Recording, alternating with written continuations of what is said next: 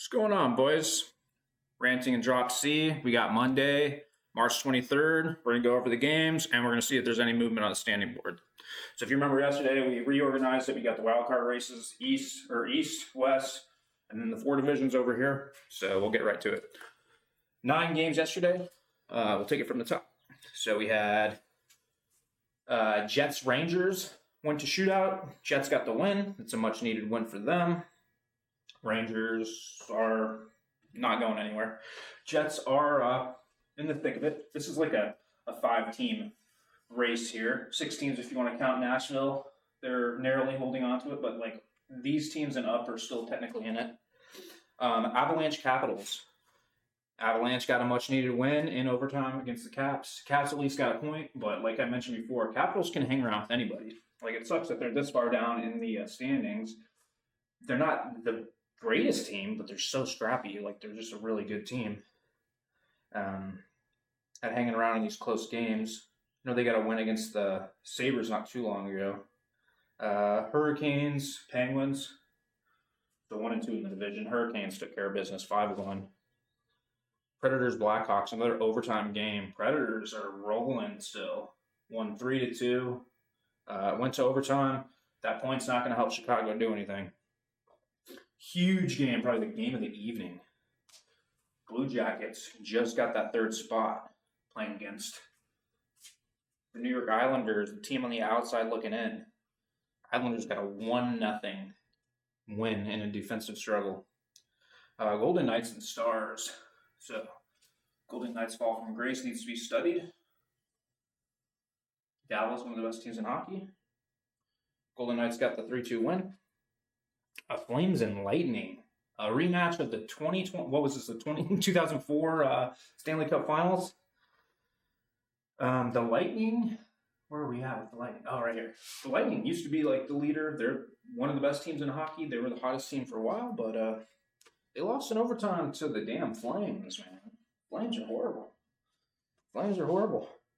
4-3, overtime. Sabres, Ducks. You guys know. I'm a Sabres fan. Watched this whole game. It was a good game. Sabres ended up down 4-2 at the start of the third. Scored 3 unanswered. Took the lead 5-4. Alex Tuck got a penalty. Pretty bad tripping call. Anaheim obviously had the man advantage. Pulled their goalie. Was playing 6-4 hockey and got a goal. Went to overtime. So at least we got a point, but we ended up giving up a breakaway, and they scored 6-5 in overtime. So the Ducks got a much-needed win to help secure that divisional lead. And then finally, we have a West wildcard showdown here. Utah Mammoth kind of running away with that top wildcard spot, and the Kings, I'm seeing the outside looking in. Kings got a point, but Mammoth won 4-3 in overtime. So let's see if we had any movement on the standings board. I guarantee you we did, because that Islanders game was huge. All right. Starting in the West, we got Anaheim, 82 points. Vegas passes Edmonton. Now it's 78 points. Vegas passes Edmonton. Edmonton, 77 points. Moving down here. Colorado, 102. Dallas, 97. Minnesota, 92. So all separated by 5 points.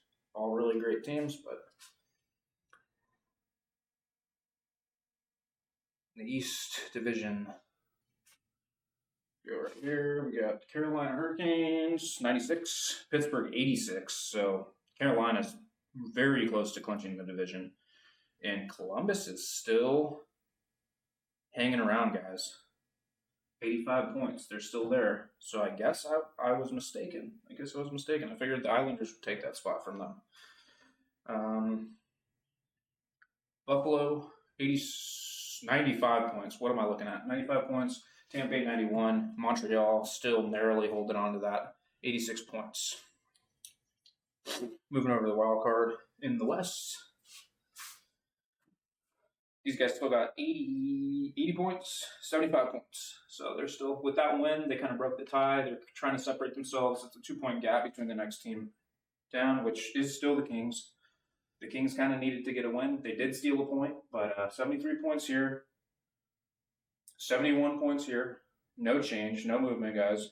70 points between these two, so they're tied for that third spot on the outside looking in. Winnipeg, 70 points. Yeah, okay. 67 points. So they're 8 points back. They're 8 points back. It's just about time to call it on the Blues. It was a valiant effort after the break, but they're not going anywhere, I don't think. Calgary and Chicago are technically tied, but they got Calgary ahead of them, so I'll try to do this. We will reflect what ESPN says. Not that I think that they're the end-all, be-all for sports news, but that's what the standings say. Over to the East. Bruins still in the lead. 86 points. The Islanders have overtaken the Detroit Red Wings.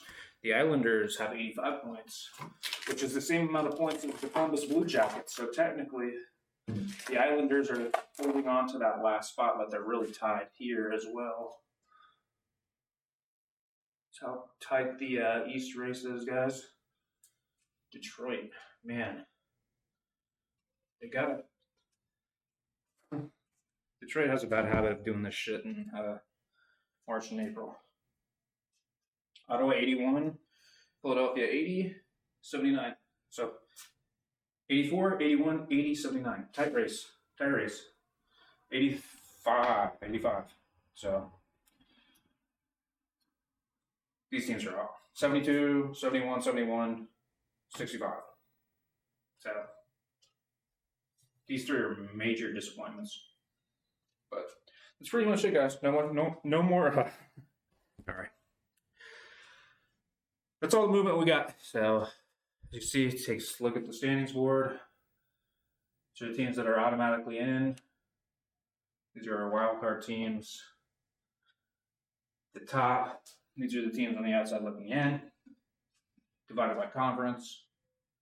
That's about it. If you got anything to say, you don't agree with something I say, get in the comments, man. Let's talk about it. I'll make a video about it because I think I've got one comment so far. I created the channel a week ago. I got like 50 something views across like all 8 of my videos, but not much engagement. I know I got at least one subscriber out there, so let's talk some shit.